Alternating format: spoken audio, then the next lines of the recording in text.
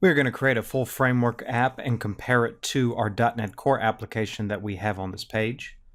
So right here, we're going to go to File, New, Project, and we're going to go to ASP.NET Web Application, which is the .NET Framework.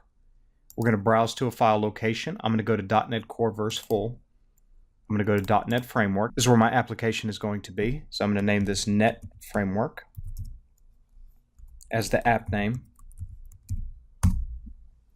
And I'm going to make this a full MVC app. I'm not going to have any authentication associated with this. We just want to show it in comparison to our .NET Core scaffolded app. It's adding all the assemblies associated with our application. So right now we have our full framework app right here. It's scaffolded MVC application. Of course, you can scaffold different types of application utilizing the .NET framework. So right now we have it side to side next to each other. You can see my .NET Core app is on the left side of the screen and my .NET Framework app is on the right side of the screen. And you can see the project structure of each one of these apps. It's adding all of the references to my full framework app as I speak. So right here we have our two different applications side by side next to each other. As you can see at the top, there is a huge difference between these two applications. As you can see right here, the first thing that you'll notice is that inside of our full framework app, our web.config has all of the XML references to our application right here. This is where all of your references will be associated in. And as you can see right here, our assembly references, our binding redirects. This configuration is associated in IIS. So all of your configuration is associated with your web.config file. Now you also have in a scaffolded ASP.NET Core application the web.config because by default we want it to support IIS. So it gives a configuration for the web server to associate the ASP.NET Core modules and the launch path associated with .NET Core. But that's the only similarity we have there. The web.config is not necessary for a .NET Core application. And the first thing that you'll recognize here is that there's a global.asax file in a full framework app. And as you know, this is where all of the references you want to implement inside of your application are registered. So right now, when your application starts, it reads this global.asax file and re-register the different routes in our MVC, our bundles, and the global filters. All different type of classes you want to associate in your project on startup is what you'll reference right here in your global.asax file. So in the global.asax file, as you can see right here, I'm registering my bundle table, I'm registering my route table, which is associated with my app start. I got a class file right here that's associating the different routes for MVC. We also have the bundleconfig.cs, which associates all of the bundling for my client-side libraries such as jQuery, Modernizer, Bootstrap, and my CSS files. In comparison to .NET Core does not have a global.asax file. All of the references and all of the dependencies that we associate in comparison to the web config and the global.asax lives within the project.json and the startup.cs. So in the project.json, we have all of the references we want to associate in our project. In comparison to the .NET Framework, we have the references associated right here. For all the dependencies, you have to add and remove these references associated with our project. One nice difference between the two is this, is that in .NET Core, I can come in here and it's going to dynamically change my reference library by what I take away from my project.json. So let's say right here, I don't want to have the Kestrel web server associated. Watch what's going to happen to my references. Right away, it's restoring the packages and it removed that reference of the Kestrel web server. Now, if I want to add that back, you can see that restoring the package back into my project dynamically. So look at that. You add and remove references by saving and removing from your project.json.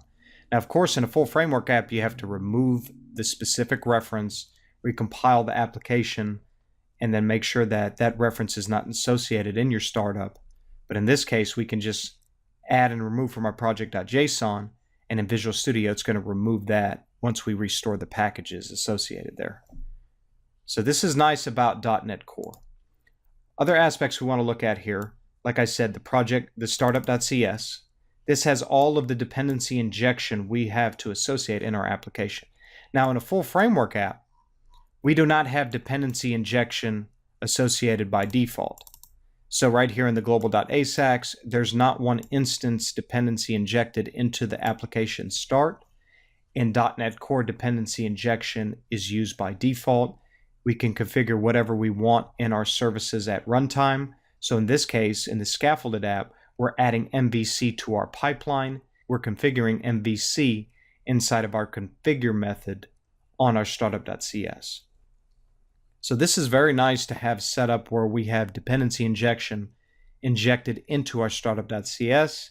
You can consider it similar to your global.asax, but the actual emit point for all of this configuration goes to a program.cs in the scaffolded application, and you have your public static void main method, and you're creating a new instance of your web host builder, and then you're using your startup, which is your startup.cs class, and then you're building that to associate your pipeline inside of your .NET Core application. Like I stated before, in a full framework app, there's no dependency injection configured. You have to download Ninject or some other library to associate dependency injection by default. So there's some huge differences between .NET Core and the full framework app.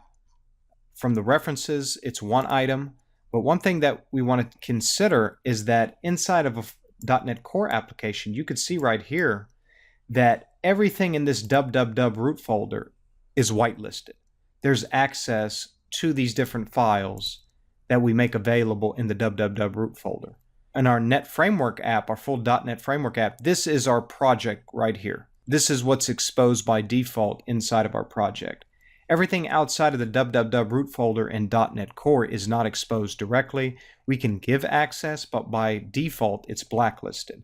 So there's an inherent security in .NET Core that is not by default in the .NET Framework application. So everything in the www root folder will be made available for access, whether your CSS, JavaScript, or your images. In this case, there's no blacklisting by default in your full framework app, and this is where your project lies in the main structure folder here. One other thing to consider in a full framework app, you're using the server side to do the bundling and configuring for your static files. So right now we have a register bundles class that's going to be registered in the global.asax.